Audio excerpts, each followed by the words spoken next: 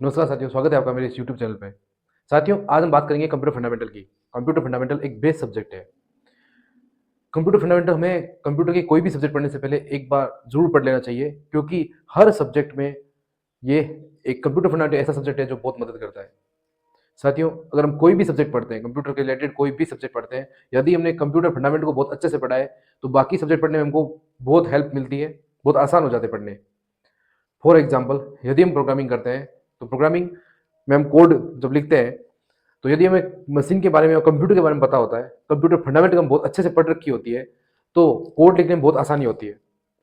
हमें ये भी पता चल जाता है कि किस कोड को लिखने से, किस लाइन को क्या चेंजेस करने पे इस मशीन पे क्या इफेक्ट पड़ेगा और अल्टीमेटली आउटपुट क्या आएगा। तो रिजल्टेंट आउटपुट के बारे में अगर हम पहले से हमें बहुत पता होता है, तो हम कोड लिखते हुए बहुत सारी सावधानियां बरतते हैं और इससे हमारा टाइम बचता है। ठीक वैसे ही यदि नेटवर्किंग के रिगार्डिंग बात करें, तो यदि हम मशीन के बारे में बहुत अच्छे से पता होता है, तो हमें एक उसको नेटवर्क में लाने में, कनेक्ट करने में और उसकी कंपेटिबिलिटी के बारे में जानकारी पहले से हमारे पास होती है, तो हमें बहुत आसानी होती है एक नेटवर्क बिल्ड करने में। उसके अलावा जिस तरीके से डेटाबेस की हम बात करें, तो भी हमें बहुत सारी हेल्प मिलेगी इसमें, यदि हमें मशीन के बारे में पता हो। तो हम बात करते हैं कंप्यूटर फंडामेंटल की। कंप्यूटर फंडामेंटल में बात करते हैं कि किसी मशीन, जो कंप्यूटर जिसे हम कंप्यूटर कहते हैं, उस मशीन के बारे में सारी जो सॉफ्टवेयर, उसके हार्डवेयर के बारे में हम बहुत डिटेल से पढ़ते हैं। हम उनसे संबंधित शब्दों को भी जानते हैं, उनकी परिभाषा को हम जानते हैं, परिभाषा को देखते हैं, ताकि हमको ये पता चले कि किस टर्म का क्या मतलब होता है और कंप्यूटर में इसका क्या रिलेशन है। साथियों, हर एक छोटे से छोटे वर्ड और छोटे छोटे मीनिंग को जानना बहुत आवश्यक होता है। यदि हम एक टर्म को बहुत अच्छे से पढ़ लेते हैं, तो उस टर्म को बार बार रिपीटेशन यूज होता है, तो हमें उसका कंसेप्ट और उसका यूज पहले से क्लियर रहता है, तो हमें पढ़ने में बहुत आसानी होती है। साथियों, तो इसी के साथ हम बात करते हैं कंप्यूटर फंडामेंटल की।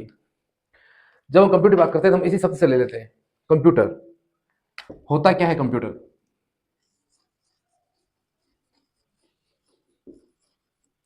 ये सब देखते हैं या पढ़ने से ही हमारे दिमाग में एक इमेज बन जाती है कंप्यूटर की या लैपटॉप की। साथियों, अच्छी बात है, लेकिन ये अपने आप में एक बहुत सारे मीनिंग लिए हुए हैं वर्ड। कंप्यूटर जो हम सोचते हैं, उसके अलावा इसके बहुत सारे एक वास्ट फील्ड से बिलोंग करता है ये सब। इससे हम केवल एक कंप्यूटर को बिलोंग नहीं कर सकते। यदि हम कंप्यूटर की बात करें, तो जिस कंप्यूटर हमारे दिमाग में आता है, वो एक प्रेजेंट में जो इलेक्ट्रॉनिक्स डिवाइस से, जो चिप बेस, जो सेमीकंडक्टर बेस चिप से बना हुआ जो कंप्यूटर होता है, माइक्रो प्रोसेसर बेस, जो भी हम माइक्रो कंप्यूटर जो घर में यूज करते हैं, पीसी, हम केवल उसके बारे में सोचते हैं। जबकि जब हम कंप्यूटर की बात करते हैं, तो कंप्यूटर बहुत प्रकार के होते हैं। कंप्यूटर बहुत अलग अलग तरीके के होते हैं, अलग अलग साइज में होते हैं, अलग अलग शेप में होते हैं, अलग अलग पर्पज के होते हैं। कंप्यूटर जनरल पर्पज के भी होते हैं, जनरल स्पेसिफिक पर्पज के भी होते हैं। जब मैं कंप्यूटर के बारे में आगे हम बात करेंगे, तब मैं आपको हर एक आधार पे कंप्यूटर को किस तरीके से डिवाइड किया, किस तरीके से बांटा है, किस तरीके से उसको, उसके टाइप में मैं आपको उसको डिटेल में बात करूंगा।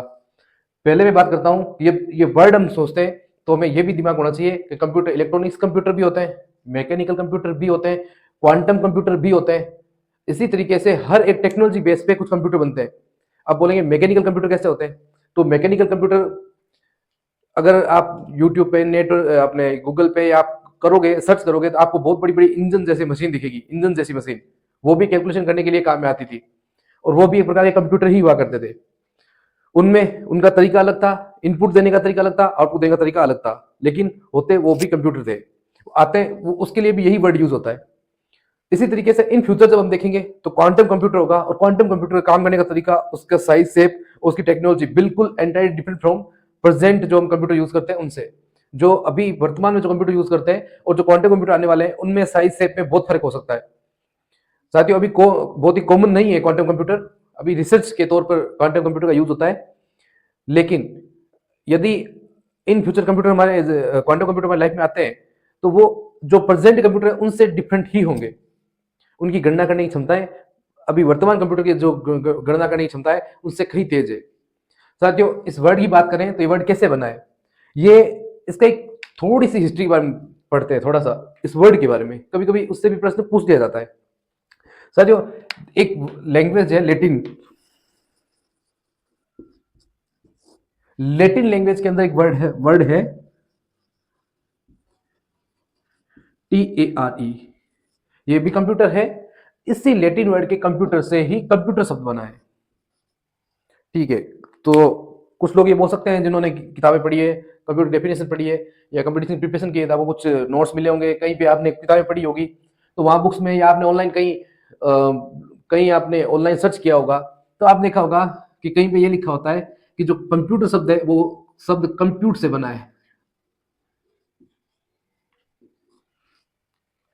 अब आप बोल रहे हो सर कंप्यूटर से बना है, ये लैटिन वर्ड है, ये इंग्लिश वर्ड है, ये इंग्लिश भाषा का वर्ड है। ठीक है, अगर हम लैटिन बात करें तो हम कंप्यूटर लिखेंगे, इसको लैटिन वर्ड है, ये इंग्लिश वर्ड है। दोनों का मतलब क्या होता है, दोनों का मतलब क्या होता है, गणना करना।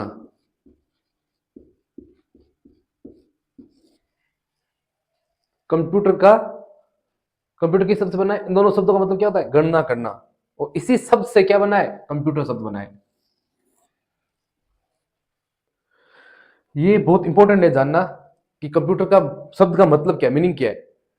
अभी बहुत सारे ऐसे एक्सप्लेनेशन होता है कि इस कंप्यूटर के वर्ड से ही कुछ मतलब जोड़ दिए जाते हैं, बस वो जोड़ दिए जाते हैं। असल के अंदर इसका कंसेप्ट ये है कि कंप्यूटर कैसे बनाए, कंप्यूटर बनाए लैटिन वर्ड कंप्यूटर से, और ये सब क्या आ गया, इंग्लिश।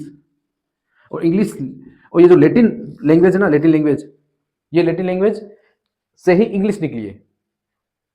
असल में इंग्लिश अपने आप में कुछ दो तीन भाषाओं का जोड़ है, जिसमें कुछ परिवर्तन करके इंग्लिश के वर्ड बनते हैं। और आप कहीं भी लैटिन वर्ड पढ़ेंगे तो आपको पता चलेगा इंग्लिश और लैटिन में थोड़ा सा फर्क होता है, अब थोड़ा सा फर्क होता है।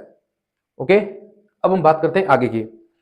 अब हम बात करेंगे कंप्यूटर के डेफिनेशन की, और कंप्यूटर की डेफिनेशन हम बहुत तरीके से देखेंगे, और हम ये भी देखेंगे कि कंप्यूटर की प्रॉपर डेफिनेशन क्या हो सकती है, या कौन सी डेफिनेशन सही है। देखिए, अगर आप बोले कंप्यूटर एक इलेक्ट्रॉनिक डिवाइस है, तो इस डेफिनेशन को गलत नहीं कहा जा सकता, पर क्या ये पूर्ण है, इसको पूर्ण भी नहीं कहा जा सकता, क्योंकि कंप्यूटर तो मैकेनिकल भी हो सकते हैं। इसके अलावा यदि हम ये बोले प्रेजेंट कंप्यूटर के संबंध में, तो हर एक कंप्यूटर इनपुट तो लेता ही है, उसे प्रोसेस करता ही है और आउटपुट देता है। तो यदि एक पूर्ण डेफिनेशन बोले और हाँ, तो नाम से ही हमको पता चल रहा है कंप्यूटर, जो भी मैंने बात करी कि कंप्यूट माने गणना करना, तो कंप्यूटर की पहली एक जो डेफिनेशन बनाते हैं हम, वो इसी बात के आधार पर लिख सकते हैं। मैं इंग्लिश और हिंदी दोनों में लिखूंगा, दोनों में बताऊंगा।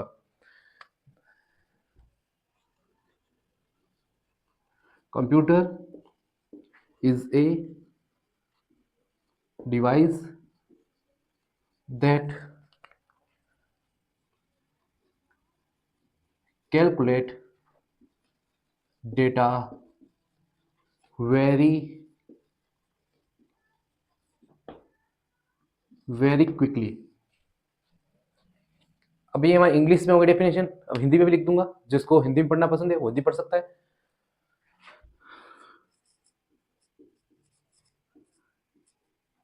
कंप्यूटर एक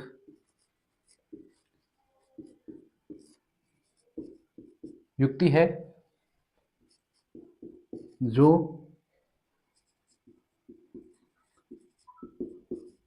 आंकड़ों की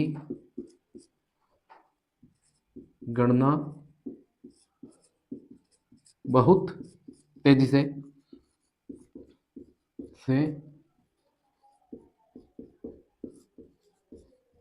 करता है। अब यहाँ पे आप डेफिनेशन में ऐसा कर सकते हो, can calculate data very quickly, बहुत गणना बहुत तेजी से कर सकता है या करता है, वो आप पे डिपेंड करता है। अब जैसा कि डेफिनेशन से पता चल रहा है कि कैलकुलेट करता है डेटा को वेरी क्विकली। अब जब हम बात करते हैं वेरी क्विकली, तो ये इसकी एक विशेषता बता रहा है। ये लाइन अपने आप बहुत इंपॉर्टेंट है। तो हम डेटा तो कैलकुलेशन तो हम भी कर सकते हैं, लेकिन कंप्यूटर क्या करता है, तेजी के साथ करता है। अब जब तेजी के साथ करता है, क्यों, हमको इसी की जरूरत है, तेजी के साथ गणना करेगा। क्योंकि एक एग्जाम्पल से समझाता हूँ कि बहुत सारे फील्ड ऐसे हैं जहाँ पे बहुत बड़ी कैलकुलेशन होती है, और उस कैलकुलेशन करने में बहुत सारा टाइम लगता है। यदि हम मानव संसाधन को काम में लें, यदि हम लोगों को लगाएं, तो बहुत ज़्यादा टाइम भी कंज्यूम होगा, और ह्यूमन रिसोर्सेज भी बहुत ज़्यादा यूज होगा, तो टाइम कंज्यूमिंग प्रोसेस होगी। वहाँ पे क्या, कंप्यूटर को यूज़ करते हैं। और कुछ कैलकुलेशन, कुछ चीज़ें ऐसी होती है जहाँ केवल कंप्यूटर ही काम कर सकता है, जैसे मौसम विज्ञान। मौसम विज्ञान में बहुत सारा डेटा कलेक्ट होता है, कई टेराबाइट का डेटा कलेक्ट होता है।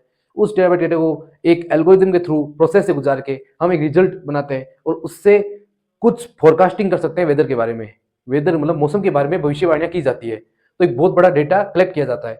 इसी में हमें कंप्यूटर की बहुत जरूरत होती है, और आप देखेंगे वहाँ पे सुपर कंप्यूटर का यूज होता है। वैसे ही जब हम स्पेस की बात करें, वैसे ही जब मेडिकल फील्ड में बात करें, जब ये कोरोना वैक्सीन आई थी तो उसमें ट्रायल हुए थे, तो उसमें भी सुपर कंप्यूटर्स का यूज हुआ था कुछ संभावनाओं को देखने के लिए, क्योंकि कुछ कैलकुलेशंस हमारी क्षमताओं से बाहर तो नहीं कह सकता, लेकिन बहुत टाइम कंज्यूमिंग प्रोसेस हो जाता है हमारे लिए, जो कंप्यूटर बहुत आसानी से कर सकता है। तो ये लाइन अपने आप में बहुत इंपॉर्टेंट है। अभी इसी लाइन से एक लाइन और निकल सकती है कि क्या, कि कंप्यूटर का फिर पर्पज क्या हुआ, उद्देश्य क्या हुआ। तो उद्देश्य यही है, फास्ट कैलकुलेशन। तो सेकंड लाइन हम लिख सकते हैं, a computer is a device, computer, okay, हम ये लिखते हैं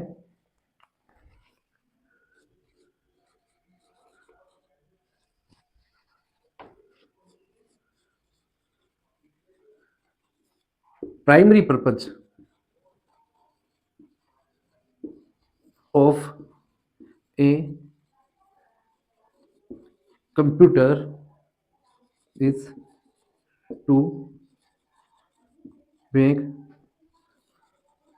फास्ट कैलकुलेशन। इसी की हम हिंदी में बात कर लेते हैं।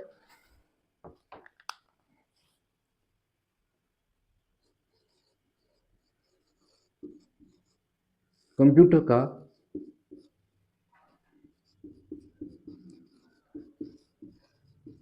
प्राथमिक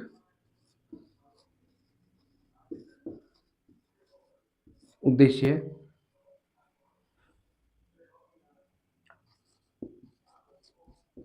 बहुत तेजी से गणना करना है। तो सेकंड बात हमारे सामने ये आती है कि कंप्यूटर का प्राइमरी जो उसका पर्पज होता है, जिसे हम प्राथमिक उद्देश्य कह सकते हैं, इसको आप जरा अंडरलाइन कर लीजिएगा, ये अंडरलाइन कर लेनी है, फिर हम इसके बारे में बात करेंगे। अगर कैमरा कैप्चर नहीं कर पा रहा है तो मैं आपको बता दूं, ये कैमरा थोड़ा कैप्चर नहीं कर पा रहे, तो यहाँ ध्यान दीजिए, प्राइमरी, ये आई का ये पॉइंट, ओके। तो देखिए इधर प्राइमरी पर्पज, ये प्राथमिक उद्देश्य मैंने अंडरलाइन इसलिए करवाया है क्योंकि मैं ये बताना चाह रहा था कि ये जो प्राथमिक उद्देश्य, इसी के ऊपर जब कंपटीशन एग्जाम होते हैं तब इस लाइन से, इस बेसिक लाइन से एक क्वेश्चन आ जाता है, पुटअप हो जाता है, और बहुत ही कंफ्यूज करने वाला होता है। एक लाइन का प्रश्न होता है, the primary purpose of a computer dash dash dash, नीचे लिखता है to make fast calculation, computer का प्राथमिक उद्देश्य है, फिर आगे प्रश्न होता है, तो उसका आंसर होगा, उसका ऑप्शन होगा बहुत तेजी से गणना करना, गणना करना, तेज गणना करना, कैसा भी ऑप्शन आ सकता है। आपको बस यह आंसर देना है कि उसके अंदर ये कंसेप्ट आता हो कैलकुलेशन का, गणना का, फास्ट कैलकुलेशन, तेजी से गणना, यही हमारा प्राथमिक उद्देश्य है कंप्यूटर का। और मैं इसके बारे में एक लाइन आपको और बता देता हूं कि ये लाइन ऐसी है जो कभी पुरानी नहीं होती। आप किसी भी एग्जाम में, किसी भी लेवल के एग्जाम में, बस केवल लैंग्वेज चेंज हो सकती है, आप ऐसे क्वेश्चन को एक्सपेक्ट कर सकते हो। यदि आपके प्रश्न, आपने उस एग्जाम के अंदर, आपके उस पेपर के सब्जेक्ट के अंदर कंप्यूटर को इंक्लूड किया है, कंप्यूटर सब्जेक्ट को इंक्लूड किया है, तो आप उससे इस प्रश्न की उम्मीद कर सकते हो। ओके, ये दो लाइनें बहुत इंपॉर्टेंट है। इसी तरीके से मैं आपको एक बात और बता रहा हूं कि अब तक तो हमने बहुत जनरल बात करी है, अब हम बात करेंगे जनरल कंप्यूटर के बारे में, जो यूज करते हैं, जो प्रेजेंट कंप्यूटर है उनके बेसिस पे क्या डेफिनेशन है, और वो सब पे ही लागू हो रही है डेफिनेशन। वैसे ये बातें भी सब कंप्यूटर पे लागू होती है। मैं ये बात इसलिए कह रहा हूँ क्योंकि हम कंप्यूटर फंडामेंटल जब बात करते हैं, जब कंप्यूटर वर्ड की बात करते हैं, तो उसमें हर टेक्नोलॉजी के कंप्यूटर की बात होती है। और अभी तो कुछ कंपटीशन एग्जाम के अंदर क्वांटम कंप्यूटर को भी ऐड कर दिया गया है, तो हम उसको भी ध्यान में लेके चलेंगे। हमें हमेशा तैयारी बहुत एडवांस लेवल की करनी चाहिए ताकि कुछ भी छूटे ना। और मैं जो ये पढ़ा रहा हूँ कंप्यूटर फंडामेंटल, ये केवल उन अभ्यर्थियों के लिए नहीं है जो कंपटीशन में बैठ रहे हैं, वो उनके लिए भी हैं जो एकेडमिक्स की पढ़ाई कर रहे हैं, जो टेक्निकल स्टडी कर रहे हैं, जो लड़के आईटीआई, आईआईटी या फिर या आप पॉलिटेक्निक या फिर आप इंजीनियरिंग या बीटेक कर रहे हो, किसी भी लेवल पे हो, आपके ये सब काम की चीजें हैं यदि आप कंप्यूटर फंडामेंटल को पढ़ते हो। और पढ़ने का सबसे बढ़िया तरीका ये होता है कि आपको हर एक वर्ड, हर एक छोटे से छोटे टर्म का भी मतलब पता हो, तब आपका पढ़ना सार्थक है। क्योंकि यदि आप छोटी से छोटी बात को जान लेते हो तो फिर बड़ी से बड़ी बात अपने आप, बड़ी से बड़ी प्रॉब्लम अपने आप सॉल्व हो जाती है। फिर कोई भी कंसेप्ट आपसे आपसे बच नहीं सकता, वो कोई भी कंसेप्ट आपका क्लियर होके रहेगा। और कई बार ऐसा होता है स्टडी तो हो जाती है बहुत अच्छे से, लेकिन कंसेप्ट क्लियर नहीं होने की वजह से जब प्रश्न सॉल्व करते हैं, जब क्वेश्चन को हम लेते हैं, जब क्वेश्चन हम अटेम्प्ट करने की कोशिश करते हैं, तब हम बिल्कुल जरा सी गलती करके और क्वेश्चन को गलत कर देते हैं। तो हमें ऐसा नहीं करना है। अब हम बात करेंगे कंप्यूटर किस तरीके से काम करता है। कंप्यूटर अब यहाँ पे कुछ नए वर्ड आएंगे, मैं उनको इन डिटेल समझाऊंगा। तो हमारी अगली डेफिनेशन होगी,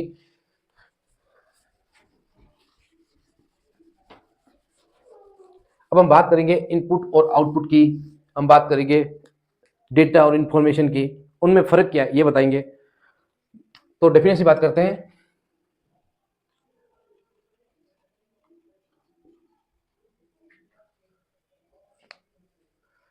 हम डेफिनेशन के फॉर्म में ही लिखते हैं।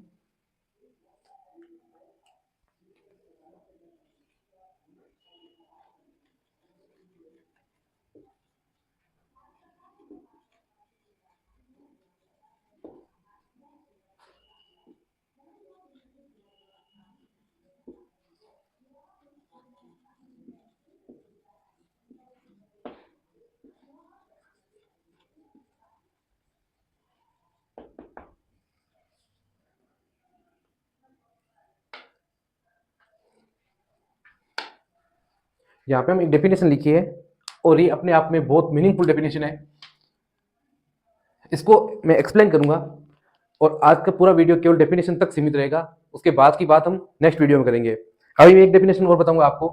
और अब यहाँ पे हम इस डेफिनेशन में पढ़ते हैं जहाँ पे ये लिखा है कि कंप्यूटर इज अ डिवाइस। अब कुछ लोग कह सकते हैं कि सर इलेक्ट्रॉनिक्स डिवाइस लिखो। यदि हम यहाँ पे वर्ड इलेक्ट्रॉनिक्स ऐड कर देते हैं तो वहां पे आप इस बात का ध्यान रखिएगा कि वो फिर डेफिनेशन लागू किस पे होगी, इलेक्ट्रॉनिक्स कंप्यूटर पर। यदि हम अगर हम दूसरे कंप्यूटर बात करें तो दूसरे कंप्यूटर भी लेते तो डेटा ही है, बस उनका इनपुट देने का तरीका अलग होता है, उनमें कुछ चीजें अलग होती है, उनकी टेक्नोलॉजी अलग होती है, लेकिन इनपुट क्या डेटा ही लेंगे, प्रोवाइड क्या करें, इन्फॉर्मेशन ही करते हैं। तो यहाँ पे मैंने इलेक्ट्रॉनिक्स वर्ड यूज इसलिए नहीं किया क्योंकि फिर ये एक जनरल कंप्यूटर की डेफिनेशन हो जाती है। जनरल कंप्यूटर की डेफिनेशन होने से सब कंप्यूटर पर लागू होती है। अगर इलेक्ट्रॉनिक्स यहाँ लगाओ तो फिर इलेक्ट्रॉनिक्स कंप्यूटर के ऊपर लागू होती है। वो आपकी विवेक से है कि आप उस पर ये ऐड कर सकते हैं यदि आप इलेक्ट्रॉनिक्स कंप्यूटर की बात करना चाहते हैं। ओके, अब हिंदी के विद्यार्थियों के लिए हिंदी में डेफिनेशन लिख रहा हूँ, देखिएगा।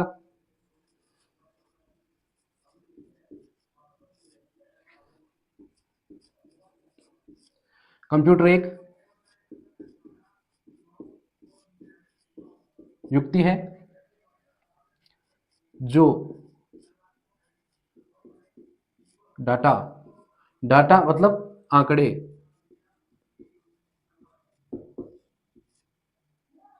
या हम आंकड़ों, इस परिभाषा के साथ आंकड़ों शब्द सही रहेगा, आंकड़ों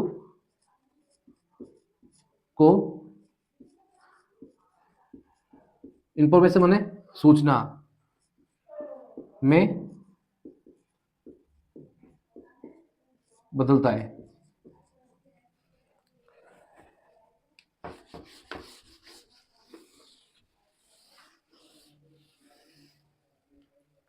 अब मैं आपको एक बात बताना चाहता हूं, देखने में सिंपल सी एक लाइन लग रही है, लेकिन इस लाइन के अंदर बहुत सारे मतलब है, छोटे छोटे शब्द आ रखे हैं, दिखने में बहुत सिंपल लगते हैं, लेकिन इनका भी अपना एक मतलब है, हमें इनको भी डिटेल में समझना है। और मैं इतनी सिंपल लैंग्वेज इसलिए लिख रहा हूं ताकि मेरा वीडियो उन लोगों को भी समझ में आए जो बहुत बेसिक लेवल से शुरू कर रहे हैं और जिनको केवल रिवीजन करना है या केवल वीडियो बस अपने तसल्ली के लिए देख रहे हैं, मतलब कोई प्रिपरेशन कर रहे हैं या जिनको अच्छे से नॉलेज है, तो उनके लिए तो बहुत ज्यादा ईजी हो जाएगा। एक जिसने बिल्कुल कंप्यूटर नहीं पढ़ा हो उसको भी चीज समझ आने लगे, मैं उसी हिसाब से बहुत ही सिंपल, बहुत ही बेसिक लेवल से लेके चल रहा हूं। ओके, अब ये दिखने में तो ये बहुत बहुत सिंपल सी बात लग रही है, हमें ऐसा लगेगा कि ये तो बहुत आसान है, ये डेटा को कन्वर्ट करता है इंफॉर्मेशन में।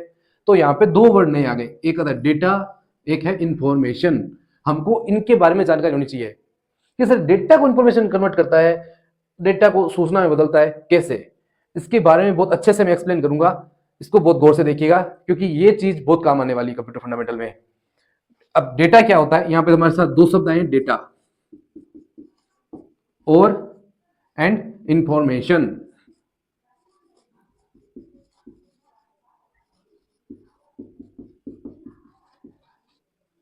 चलिए इन दोनों शब्दों को समझ लेते हैं। डेटा क्या होता है, डेटा, जब शब्द डेटा जिसको हिंदी में कहते हैं आंकड़े या आंकड़ा, तो जो ये डेटा शब्द है ये भी लैटिन वर्ड है, ये अपने आप में क्या है, ये प्लूरल वर्ड है, ये बहुवाची है। इसका जो अगर सिंगुलर वर्ड देखें तो क्या होगा, डेटम। डेटम उसका प्लूरल बनाते हैं तो क्या बनता है, डेटा। तो ये प्लूरल वर्ड है। अगर हम सिंगुलर देखें, हम लिखें आंकड़ा, तो क्या होगा, डेटम। इसका भी पता होना चाहिए, ठीक है। ये भी एक लैटिन वर्ड है। अब डेटा मतलब क्या हुआ, डेटा का, डेटा को अगर डिफाइन करें, डेटा की डेफिनेशन जानने की कोशिश करें तो डेफिनेशन आती है डेटा की,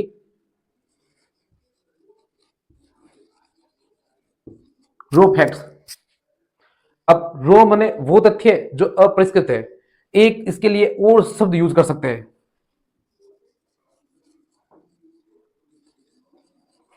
अनप्रोसेस्ड। अनप्रोसेस्ड मतलब फैक्ट्स कह सकते हैं। अब अनप्रोसेस्ड के मतलब क्या हुआ, अब हिंदी वाले लोगों के लिए समझिए,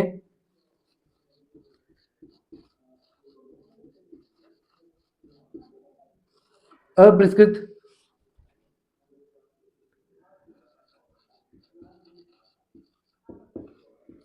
आंकड़े या तथ्य। अपरिष्कृत आंकड़े या तथ्य क्या हो जाते हैं, रो फैक्ट्स। अब इनको हम डेटा कहेंगे, इंफॉर्मेशन नहीं कहेंगे, ये होते हैं। अब एग्जाम्पल के लिए बात करें, मैं कुछ लिख देता हूं, नंबर।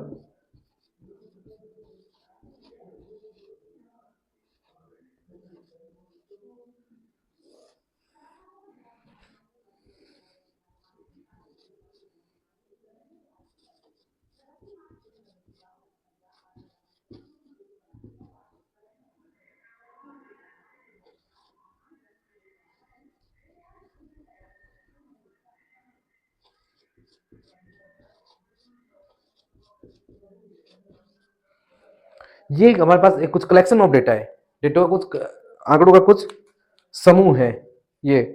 अब आंकड़ों का समूह, ये डेटा से क्या मतलब है कि वो डेटा जिनको हम देख करके ये नहीं बता सकते कि ये क्या है।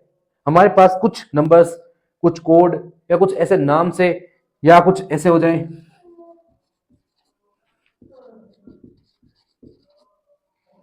जैसे ये अजय, विजय, ऐसे कुछ नाम रेंडमली।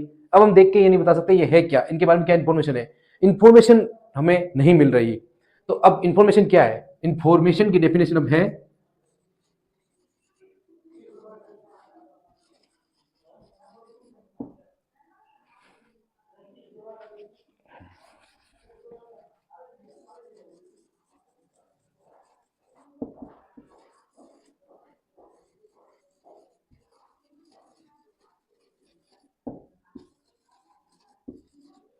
अब यहां पे ये इसकी डेफिनेशन है इंफॉर्मेशन की। इंफॉर्मेशन क्या होती है, well defined data, well collection of well defined data. मतलब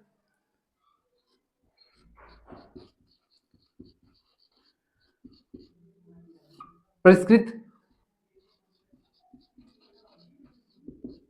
आंकड़ों का समूह। साथ ही इसकी एक डेफिनेशन और हो सकती है, वो है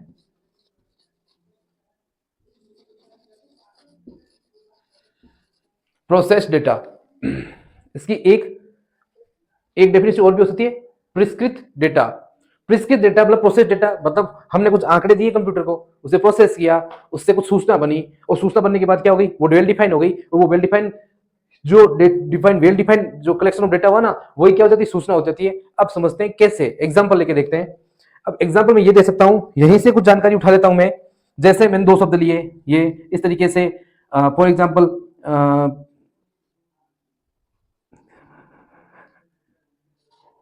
सी डी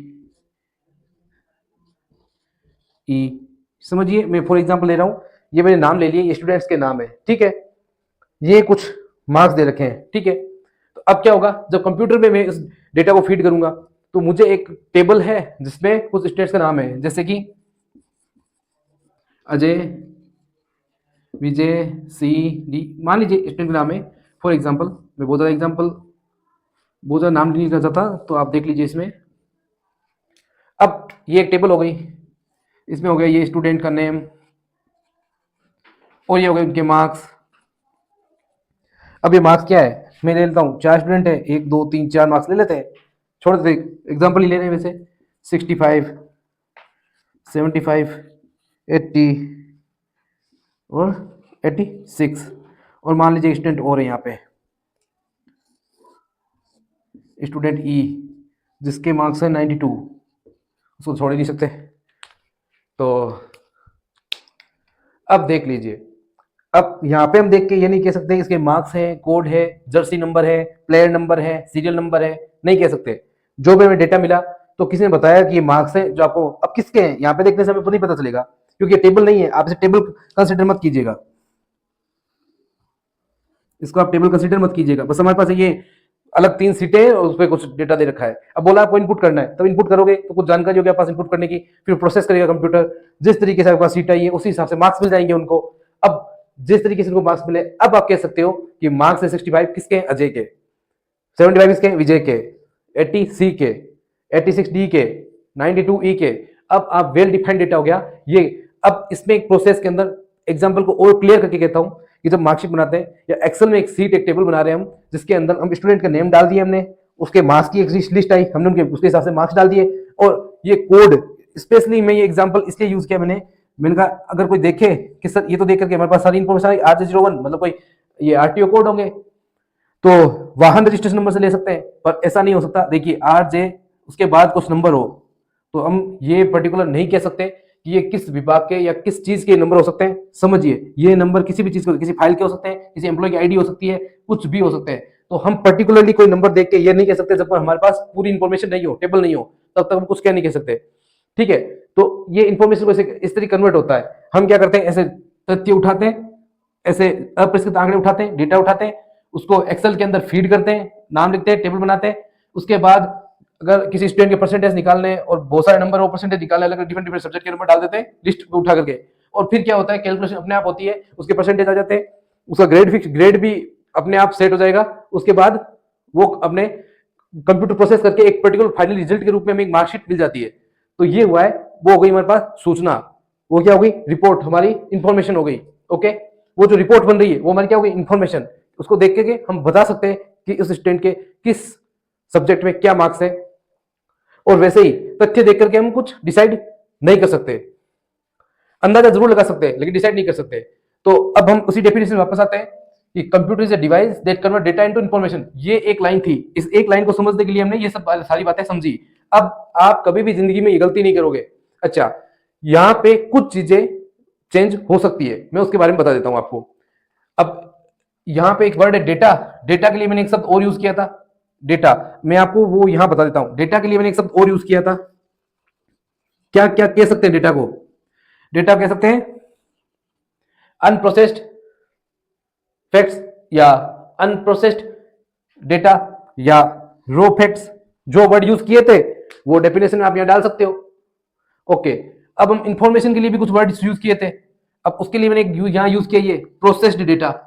तो ये भी डेफिनेशन हो सकती है, ये आपके एग्जाम के अंदर ऐसे भी डेफिनेशन दे सकते हैं, पेपर के अंदर कहीं आपको कोई प्रश्न पूछा या वाइवा में भी ऐसा पूछा जा सकता है। तो आप computer is a device that convert data into processed data. Processed data क्या हुई, सूचना हुई, वेल कलेक्शन ऑफ डेटा मतलब इंफॉर्मेशन। तो इस तरीके से इसको चेंज करते रहो, लेकिन डेफिनेशन का मीनिंग चेंज नहीं हो रहा, उनका कोर कंसेप्ट चेंज नहीं हो रहा। ये अपने आप में डेफिनेशन का इतना मतलब है। अब बहुत बार लोग यही इसी में कंफ्यूज होते हैं कि डेटा और इंफॉर्मेशन में क्या फर्क है। उसके लिए भी मैंने शॉर्ट वीडियो अपलोड किया है, आप उसको देख सकते हो। और ये हमारी एक डेफिनेशन हुई। अब हम एक और प्रॉपर डेफिनेशन की बात करेंगे।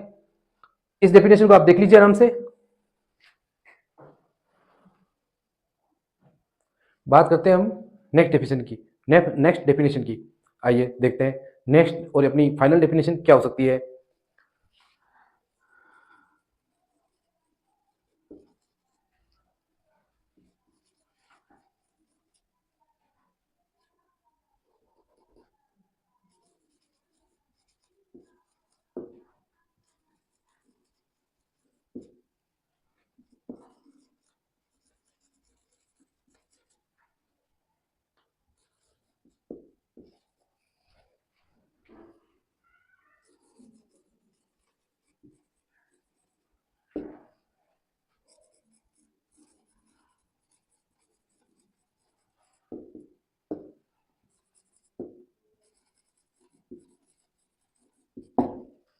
अब इंग्लिश वालों के लिए ये डेफिनेशन होगी, हिंदी में भी लिखूंगा, पहले इंग्लिश से पढ़ लेते हैं एक बार।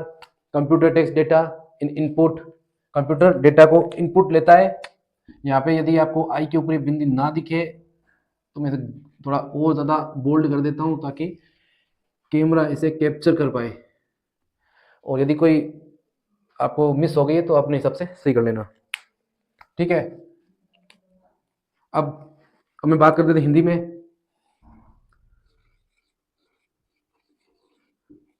कंप्यूटर डेटा को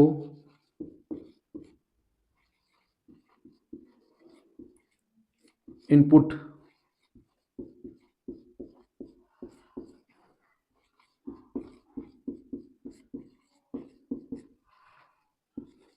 लेता है और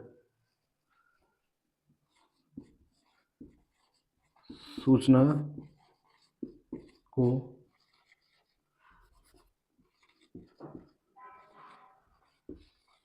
आउटपुट या निर्गम पर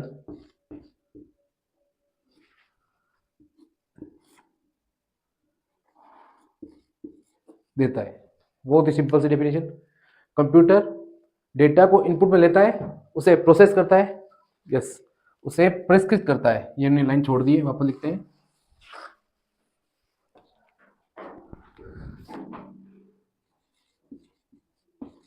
इसे प्रिस्कृत करता है और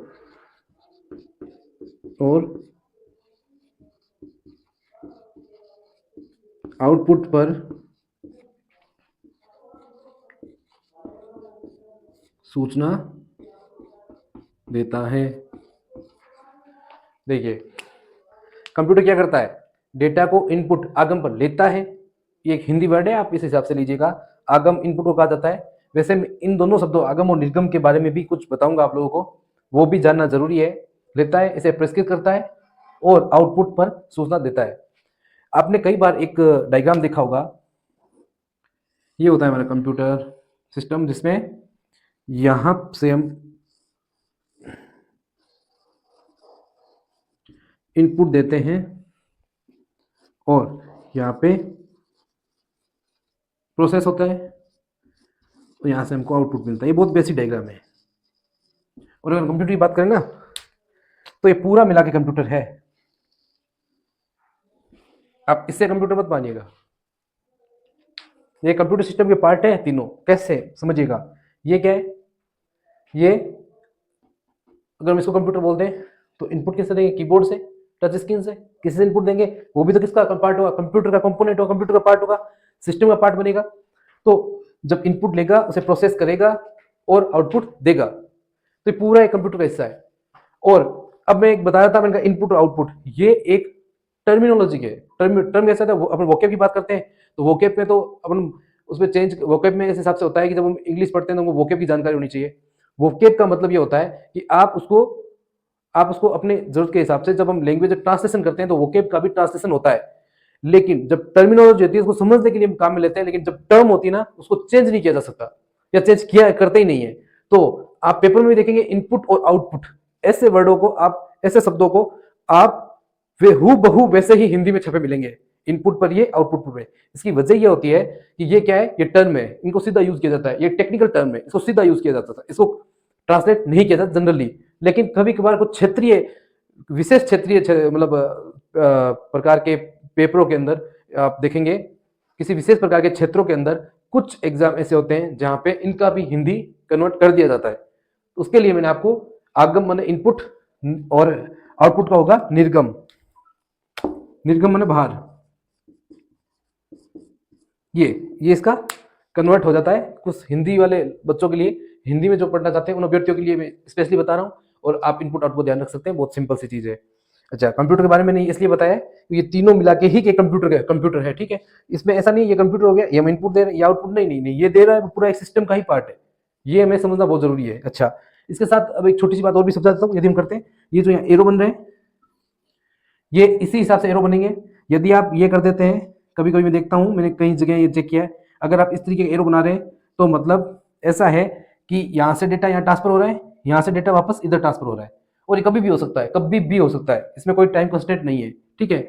अगर आप ये देखें तो इसका मतलब ये होगा, जनरली इसका मतलब ये होता है कि कुछ डेटा ट्रांसफर किया, उसके रिजल्ट के रूप में कुछ डेटा हमको मिला, ये होता है। अब हम इधर कर देते हैं तो डेटा इधर से इधर ट्रांसफर हो रहा है। तो देखिए, जब हम इनपुट देते हैं, अगर हम एक कीबोर्ड से इनपुट दे रहे हैं तो हम कीबोर्ड में वापस कोई भी आउटपुट कीबोर्ड पर तो नहीं ले रहे, कीबोर्ड पर कोई सूचना हमको नहीं मिल रही। जो एक्नोलेजमेंट प्रोसेस होती है कीबोर्ड की, वो जब इन डेप्थ कीबोर्ड पढ़ाऊंगा तब बताऊंगा, वो नेग्लिजिबल होती है कि हम उस डेटा की बात ही नहीं कर रहे जो कंप्यूटर, जो एक कीबोर्ड को एक्नोलेजमेंट मिलती है हर एक की प्रेस होने के बाद, हम उसकी बात ही नहीं कर रहे। हम बात कर रहे हैं केवल जब डेटा को हम प्रोसेस करते हैं उससे पहले इनपुट लेते हैं, और वो इनपुट एक तरफा होता है, वो कीबोर्ड से हम देंगे, ना कि कंप्यूटर कीबोर्ड को देगा। कंप्यूटर किसको देगा? आउटपुट, जैसे मॉनिटर होगा, अब वो टच स्क्रीन डिस्प्ले होगा, समझिए इनपुट युक्ति टच स्क्रीन डिस्प्ले है तो ऐसा बन सकता है, पर अगर हम इनपुट आउटपुट अलग रख रहे हैं तो हमेशा यही फॉर्मेट यूज किया जाएगा। अब जो एरो बनते हैं, तो एरो कई टाइप के होते हैं, ये डीबीएमएस में भी जब मैं आपको कुछ पढ़ाऊंगा तो मैं बहुत डिटेल में ये समझाऊंगा कि इन एरो में भी फर्क होता है, इन एरो में भी बहुत फर्क होता है, इन एरो में फर्क होता है, हर एक डायरेक्शन के साथ भी एरो चेंज होते रहते हैं, कई बार इस तरीके के एरो भी यूज होते हैं, हर एक एरो का अपना एक मीनिंग होता है। तो आप आंख बंद करके कोई भी एरो कहीं यूज मत कीजिएगा, जब भी पढ़ो तो एरो को ध्यान से देखिएगा, क्योंकि ये छोटी छोटी जो माइन्यूट डिटेल होती है, वो अगर आप ध्यान रखते हो तो आगे इन फ्यूचर आपको बहुत फायदा मिलता है। जब हम ऑब्जेक्ट ओरिएंटेड डिजाइन देखते हैं, जब ऑब्जेक्ट ओरिएंटेड डिजाइन में हम इसको यूज करते हैं तब बहुत इसका इफेक्ट पड़ता है। जब हम डेटा फ्लो डायग्राम पढ़ेंगे तब एक एरो की वजह से एक एरो पूरा बना बनाया प्रोग्राम खराब कर सकता है, तो एक गलत एरो, तो हमें इस बात का विशेष तौर से ध्यान रखना है। तो आज की वीडियो में इतना ही। आज मेरा वीडियो केवल डेफिनेशन के बेस पे था, नेक्स्ट वीडियो में हम आगे की चर्चा करेंगे।